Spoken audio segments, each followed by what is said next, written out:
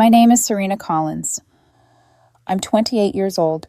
For the last 4 years, I thought I had built something unshakable with my boyfriend Ethan. We lived together, shared bills, shared secrets, and shared dreams. At least I thought we did. That afternoon, I was at work buried under spreadsheets and deadlines when my phone buzzed with a notification. Normally, I wouldn't check in the middle of crunch time, but something pulled my eyes toward the screen. It was Ethan's Instagram. He'd just posted a picture him at brunch, arm draped casually across the back of his chair, surrounded by friends. The caption read, "Some women really think they're irreplaceable." My heart stuttered. For a second, I thought I'd misread it, but the comments started rolling in before I could blink. His buddy Alex facts, bro. Another friend preach. Women out here acting like we can't do better. Even one of his coworkers chimed in king behavior. Drop the dead weight. And then Ethan himself replied in the comments, "If the shoe fits." I froze, staring at my phone as the fluorescent lights above buzzed faintly. Just yesterday, I had been holding a velvet box in my hands, a ring I'd saved for over a year to buy. $8,000. Every penny earned through late nights and skipped vacations because I thought Ethan was worth it. That ring was supposed to be the start of forever. Now it felt like an anchor tied to my chest, dragging me under. I didn't comment immediately. My fingers hovered over the keyboard, trembling between fury and heartbreak, and then something inside me snapped. Not loudly, not violently, it was quieter than that, almost serene. I typed 2 words, "You're right," and hit post. The effect was instant. My phone vibrated with a flurry of texts from Ethan. Ethan. What's that supposed to mean, Ethan? Are you mad? Come on, it was just a joke. Ethan. Stop being so sensitive. You know how guys talk. I didn't reply. Instead, I closed his messages and stared at my reflection in the darkened screen. My face looked calm. Too calm. I'd spent years cushioning Ethan's ego, smoothing over his sharp edges, telling myself love was patience, forgiveness, compromise. But compromise only works when both people are carrying the weight. Lately, it felt like I was carrying us both. I minimized my spreadsheet, opened a new tab, and searched for flights to Tokyo. There it was. 2 weeks in Japan, a place I'd always dreamed of visiting, but Ethan had dismissed as too weird. First-class tickets, beautiful ryokans, guided tours. The total, about $7,500. Nearly the exact amount I had spent on the ring. My heart pounded, but for the first time that day, it wasn't from heartbreak. It was from clarity. I picked up my office phone and dialed the jeweler. "Hi, yes. I'd like to cancel tomorrow's appointment. Actually, I'll be returning the ring entirely. I have the receipt." Click. Done. That evening, when I came home, Ethan was sprawled on the couch, scrolling through his phone like nothing had happened. He didn't even look up. So he said casually, "You're giving me the silent treatment over a little joke." "Not at all," I replied. My voice sounded foreign to my own ears, calm, steady, almost detached. "I agreed with you." He finally glanced up, frowning. "What?" "You said women think they're irreplaceable. You're right. I'm not irreplaceable. Neither are you." He smirked, clearly thinking I was bluffing. "Okay, tough girl. What are you gonna do? Break up with me. Please. You couldn't even pick a restaurant without me holding your hand." I forced a smile, not out of kindness, but out of something sharper. "You're right about that, too. I should probably learn how to make decisions for myself." He rolled his eyes and went back to his phone. "Whatever. There's leftover Chinese in the fridge if you're hungry." I walked past him, the smell of soy sauce and reheated noodles heavy in the air, and sat down at my desk. The glow of my laptop lit up my face as I confirmed my booking to Japan. As the confirmation email pinged into my inbox, I whispered under my breath, barely loud enough for myself to hear, "If I'm replaceable, then so are you." And for the first time in years, I felt free. The morning after booking my ticket, I woke to sunlight bleeding through the blinds and Ethan humming in the kitchen. For a split second, it felt like a normal day. Then I remembered. The ring, the post, the trip to Japan, that was now mine alone. Ethan was stirring coffee when I walked in. "Morning," he said lightly, as if yesterday hadn't happened.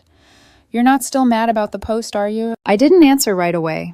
I took a mug, poured myself coffee, and sat at the table across from him.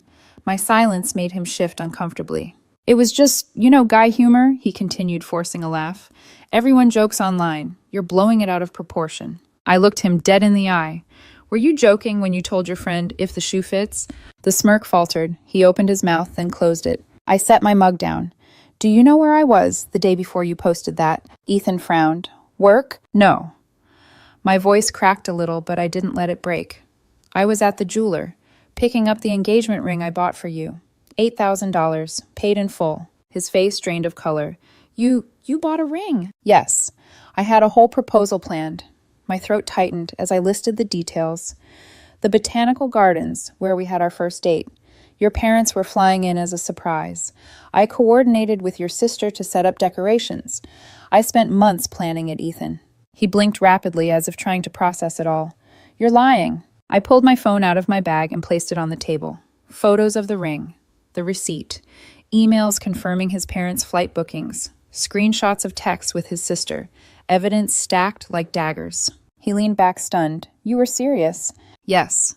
I forced myself not to cry. But don't worry, I canceled it. The ring's going back and the money's already spoken for. For what his voice was sharp now tinged with panic. I let a small smile curl my lips. For me. A trip to Japan. 2 weeks. He laughed nervously, but it sounded hollow. You go to Japan alone. Come on, Serena, you wouldn't last a day without me. That's where you're wrong.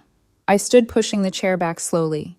You think I can't live without you, but all you've done is prove that I can't live with you. Ethan's eyes narrowed. So you're just going to throw away 4 years over one Instagram post? One post, I repeated, my voice, trembling with fury I'd been holding in. Ethan, you humiliated me. You told the world I was disposable while I was planning a future for us. That isn't one post. That's who you are. His phone buzzed on the counter. He glanced at it, and I caught a glimpse of the name lighting up his screen, Mom. Patricia. I knew exactly what was coming. That evening, as I was packing the first of my things into a suitcase, the phone rang again. Patricia's number flashed across my screen. Against my better judgment, I answered. Her voice was clipped, full of judgment. Serena, how could you humiliate my son like this? I closed my eyes. Patricia did. Ethan tell you why? It doesn't matter why, she snapped. Canceling a proposal over a silly joke. That's childish. Silly joke. My laugh was bitter. Patricia. He told hundreds of people I'm replaceable. How do you build a marriage on that? You don't punish someone you love over words. I'm not punishing him, I said calmly. I'm choosing myself. That money was for our future together. Now it's for mine. There was a pause, then a sharp click. She'd hung up. When I turned around, Ethan was standing in the doorway, arms crossed, eyes full of something between anger and fear. You really think you can just walk away? I met his gaze steadily. Watch me. I zipped the suitcase shut. The sound was final, like a door closing on the life I thought I had. That night, after he'd gone to bed, I sat by the window with my laptop open. The flight confirmation glowed softly on the screen. Tokyo, Kyoto, Osaka. Cities I'd only seen in photos were now waiting for me. I whispered to myself, my voice steady and sure, if I'm replaceable, then so is he. And for the first time in years, I didn't feel small. I felt unstoppable. The week dragged on, like a storm cloud. Ethan avoided me in the apartment, but I could feel his anger simmering under the surface. He wasn't used to me standing my ground. He thought silence meant surrender. He was wrong. That Friday evening, I came home to something I never expected. Both of our families were gathered in the living room. My parents on one side, his parents on the other. Ethan stood in the center like a director setting the stage. What is this? I asked, setting my bag down slowly. We need to talk as a family. Ethan said, smugness curling his lips. You won't listen to me, so maybe you'll listen to reason. My mother looked confused, her brows knitting together. My father looked annoyed, arms crossed, already tired of the theatrics. Ethan's mother, Patricia, wore a smug smile like armor. His father, Robert, sat heavily on the couch, staring at the floor as if he'd rather be anywhere else. Ethan gestured toward me. Serena's abandoning me. Over nothing. Patricia jumped in immediately, her voice sharp. Over a joke, Serena. You're really going to destroy your relationship, humiliate my son, and throw everything away because of social media nonsense. I felt every eye on me. My pulse thudded in my throat, but I forced my voice to stay calm. Did Ethan tell you what the post said? Patricia waved a hand. Irrelevant. Words are words. You don't end an engagement over that. I pulled out my phone and opened Ethan's Instagram, turning the screen toward the room. Read it yourselves. My mother leaned in, her face tightening as she read. Some women really think they're irreplaceable. And the comments, her lips pressed into a thin line. Ethan, you wrote this about my daughter. It was just a joke, Ethan said quickly, his eyes darting around the room. Everyone jokes online. Why is everyone so sensitive? My father held out his hand. Let me see. I placed the phone in his palm. He scrolled, then barked out a short laugh. Play stupid games, win stupid prizes. Patricia gasped, scandalized. How can you side against your future son-in-law like that? My father shot her a look. Future after this? Don't kid yourself. Robert finally looked up, his expression weary. Ethan, you crossed a line. You can't humiliate someone you love like that. Patricia whipped toward him. So now you're against your own son. Robert sighed. No, but I'm not blind either. The room went tense. Patricia's face flushed with indignation. Ethan shifted uncomfortably, realizing the conversation was slipping out of his control. My mother turned to me gently. Serena, what did you do when you saw this? I inhaled slowly. I canceled the proposal. The ring, the whole plan. I returned it, and I booked a trip to Japan instead. The silence was deafening. Ethan's mouth fell open. Patricia's eyes widened as if I'd slapped her. My father raised his brows, impressed. You what? Patricia hissed. I chose myself, I said simply. He called me replaceable in front of the world. I agreed with him. Ethan stepped forward, his voice rising. So you're going to throw away 4 years just like that? I met his gaze without flinching. No, Ethan. You already did. I'm just cleaning up the mess. Patricia surged to her feet, finger pointed at me. You ungrateful girl. My son supported you, loved you, gave you stability. Stop! My mother's voice cut through cold and sharp.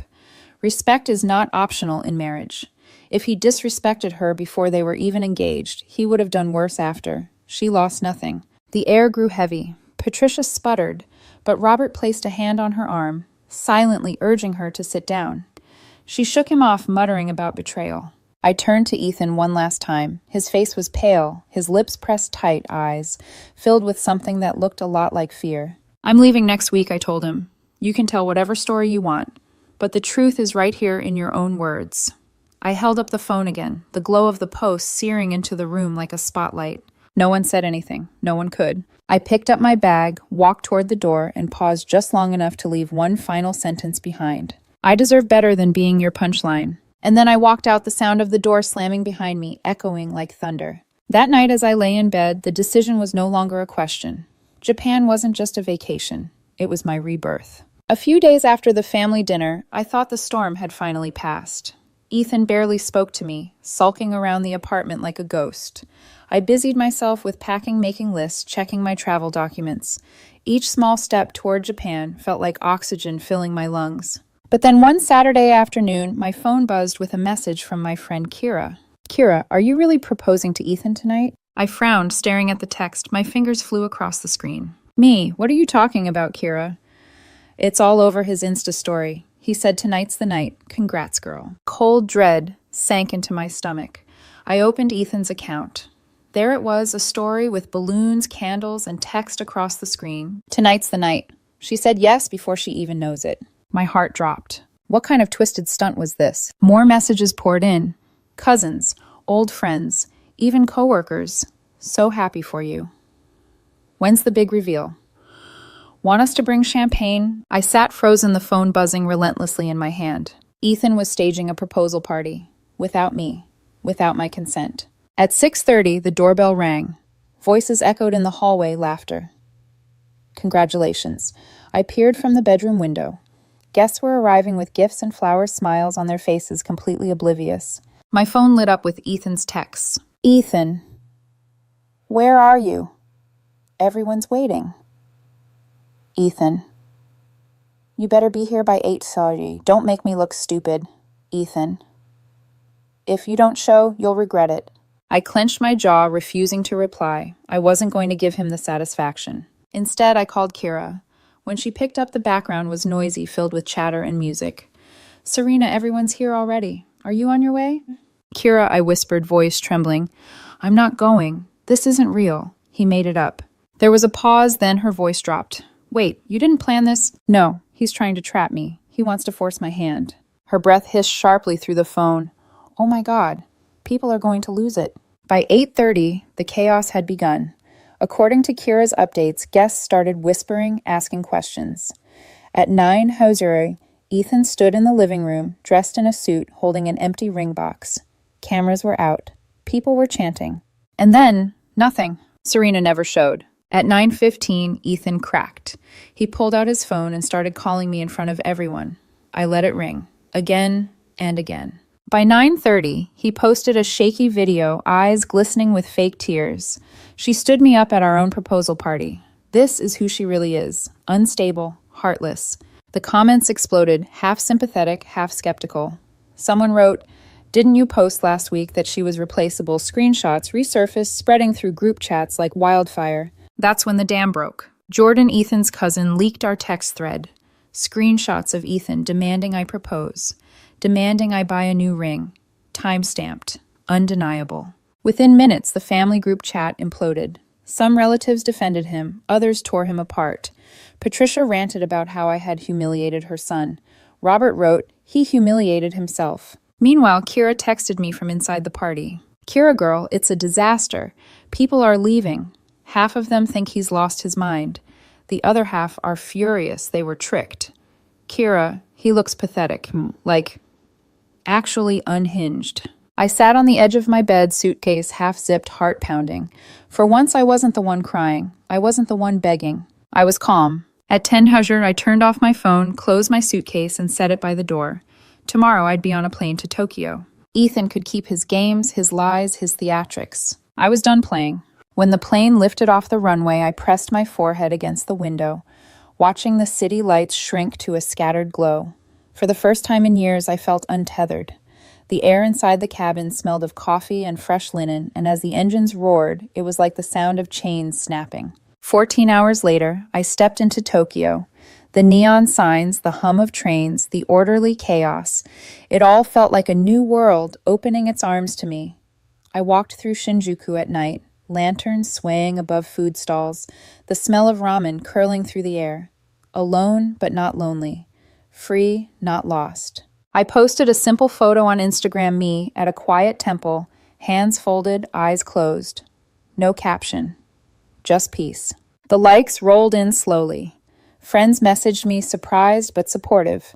Strangers left comments. Beautiful, strong. Wish I had your courage. Meanwhile, across the ocean, Ethan was unraveling. The first sign came from a notification I couldn't ignore, a tag in a TikTok video.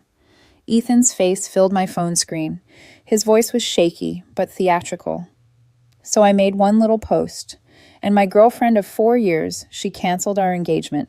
She returned the ring. And then she ran off to Japan without me. This is what happens when you date someone who's vindictive, who punishes you for a joke. Yes. The video had thousands of views in hours. Comments split into warring camps. Bro, you humiliated her publicly, and you're surprised. She dodged a bullet. Men can't even joke anymore without it. He posted follow-ups, a series about toxic girlfriends. He painted himself as the wounded lover, abandoned and abused. Patricia joined the chorus. On Facebook, she wrote, "My poor son gave everything to Serena, and she repaid him with cruelty." Imagine humiliating your partner like that. Robert, however, didn't share her posts. In fact, I noticed something subtle. He'd liked my temple photo. Just a small, silent gesture, but it felt like validation. Still, the attacks came in waves. My phone buzzed with messages from numbers I didn't recognize. Men calling me selfish, women calling me cold. I blocked them one by one. But for every cruel message, there was kindness. Messages from women who had walked away from disrespect. Messages from men who admitted they'd been Ethan once and regretted it. My quiet photos, ramen bowls, Mount Fuji cherry blossoms began to drown out his noise. And somewhere in the middle of all that, something unexpected happened. One afternoon in Kyoto, I was wandering through Fushimi Inari Shrine, the torii gates, stretching in endless red rows. A voice beside me said, "You look like you're carrying more than just a backpack." I turned. A man stood there tall, with kind eyes that crinkled when he smiled. His name was Yuki. He was local, but spoke fluent English, offering to show me hidden paths tourists often missed. At first, I hesitated. Trust didn't come easily anymore. But there was something steady in his gaze, something free of judgment or expectation. Just genuine kindness. We walked together beneath the gates, our footsteps echoing softly. He told me about the shrine's history, the fox spirit said to guard it. I told him carefully about leaving behind something broken. He listened not with pity, not with interruptions, but with quiet understanding. By the time we parted, he'd written his number on my train ticket. "If you need a guide," he said with a playful shrug. That night alone in my hotel room, I stared at the number. My chest ached, not with pain, but with something I hadn't felt in a long time. Possibility. Back home, Ethan was spiraling deeper. My cousin forwarded me screenshots of his newest stunt, a GoFundMe. Help me rebuild after financial abuse. My ex left me with nothing after 4 years. Goal 10,000. He described me as generous. Within hours, donations trickled in from his friends, from strangers, from women who called him a survivor. But karma, as always, moved quickly. Jordan, his cousin, commented publicly, "Funny how you need money when you just bragged about your new $500 sneakers." Screenshots of Ethan's recent shopping spree surfaced. The fundraiser collapsed overnight. I read all this while sipping matcha by a quiet pond in Kyoto. I should have felt anger. Instead, I felt light, because for once his chaos wasn't mine to clean up. As I closed my phone and watched koi swim lazily beneath the water's surface, Yuki's name glowed faintly on my ticket by the window. My lips curved into the smallest of smiles. Ethan was losing control, and I was finding myself. By the time my 2 weeks in Japan were winding down, Ethan's story had already begun to collapse like a house of cards. Every morning, I'd wake to sunlight pouring into my ryokan room, the faint smell of tatami mats, and my phone buzzing with updates from home. It was like watching a wildfire burn itself out from a safe distance. First, Ethan's TikTok account. What began as sympathy videos soon turned sour. People dug deeper, pulling up the original post, the one where he'd called me replaceable. Comments turned against him. "Bro, you embarrassed her first. Own it. Didn't she pay rent while you found yourself for a year?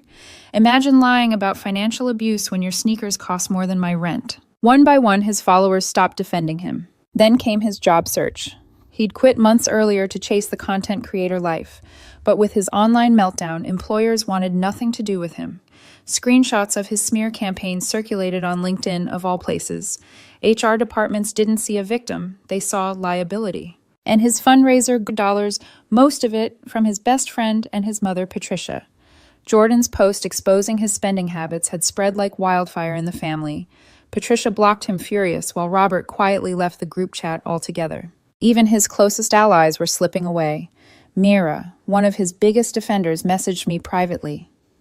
"Look, I don't agree with how you handled things, but Ethan's gone off the rails. I don't know who he is anymore." I didn't reply. I didn't need to. But the most surreal moment came at Narita Airport as I prepared to board my flight home. My phone buzzed. Ethan. Again. I'd blocked him on everything, yet somehow he found another number. "Don't get on that plane. We need to talk." I stared at the screen, thumb hovering, then hit decline. Hours later, when I landed back in the States, I understood what he'd meant. He was waiting for me. I spotted him near baggage claim, pacing with red-rimmed eyes, his hair disheveled. For a second, the sight almost tugged at my heart almost. Then I remembered the ring, the posts, the lies. Serena. His voice cracked as he rushed toward me. "Please, just hear me out." I kept walking, suitcase rolling steadily at my side. "You can't just leave me." His voice grew louder, desperate. "I messed up, okay. But we can fix this. We can get married. Start fresh. I'll delete everything online. I stopped and turned. His face lit up, hope flickering in his eyes. And then I said the words that had been waiting on my tongue for weeks. "You called me replaceable. You were right. I replaced you with peace." The hope drained from his eyes. His lips trembled, his hands shaking as he reached out. "Please, Serena, don't do this. I'll change. I swear. Just give me another chance." People were staring, now curious glances flicking between us. A mother pulled her child closer. An older man shook his head. I stepped back out of Ethan's reach. My voice was calm, steady. "You didn't just lose me. You lost the version of me that would have forgiven this. That woman's gone." Tears spilled down his face. His voice broke into a shout. "You're abandoning me. After everything I gave you." I let out a bitter laugh. "You gave me lessons, Ethan. Painful ones. But lessons all the same." Security began drifting closer, sensing the scene brewing. Ethan's shoulders slumped, his face twisting into something between rage and despair. As I walked away, the last thing I heard was his voice echoing across the terminal, cracking like glass. "You'll regret this." But as the doors slid open and fresh air hit my face, I knew the truth. I'd never regret choosing myself. Home felt different after Japan. The same apartment, the same walls, but the silence was no longer suffocating. It was peaceful. I unpacked slowly, setting souvenirs on the shelves where photos of Ethan used to sit. A paper fan from Kyoto, a tiny fox charm from Fushimi Inari, a packet of matcha I'd bring out on quiet mornings. Every piece was a reminder I had lived alone, and it was enough. Ethan was still unraveling. Word reached me through whispers, screenshots, half-bitter gossip. He was unemployed. His TikTok accounts banned. His fundraiser mocked.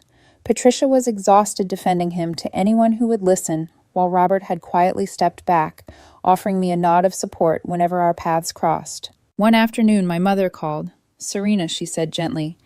"Patricia asked if you'd reconsider." I laughed softly. "Reconsider what, my sanity?" Mom chuckled, though I could hear the ache in her voice. "Sometimes people can't face the truth. But you've done the hardest thing." The truth was, I no longer thought of Ethan with anger, only distance. Like a chapter I'd finished reading, the pages already yellowing. And then one evening, a message lit up my phone. "Yuki back in Tokyo yet, or still stateside?" I smiled before I even realized I was smiling. Me back home, trying to make sushi without setting the kitchen on fire. His reply came quickly. "Dangerous mission. Want a guide?" The next weekend we met again, this time not in Kyoto, but in my kitchen. Yuki rolled his sleeves up, teaching me how to slice salmon, how to press rice, just right. His laugh filled the space, warm and unforced. For the first time in years, I didn't feel like I was walking on eggshells. I felt safe. As we sat at the table, sharing the imperfect sushi I'd shaped with clumsy fingers, Yuki looked at me thoughtfully. "You carry yourself differently now. Lighter." I paused, chopsticks hovering. "Do I?" He nodded, like someone who finally realized she's irreplaceable. The words hit me like a gentle wave. Not flashy, not performative, just truth. I let out a breath I didn't realize I was holding. Funny. For so long, I believed the opposite. "Not anymore," he smiled, eyes kind. That night after he left, I stood on my balcony. The city hummed below, but inside me was a stillness I hadn't felt in years. I wasn't defined by Ethan's cruelty or by the years I lost. I was defined by the choice I made when I finally said enough. I whispered into the night a promise to myself. Sometimes the best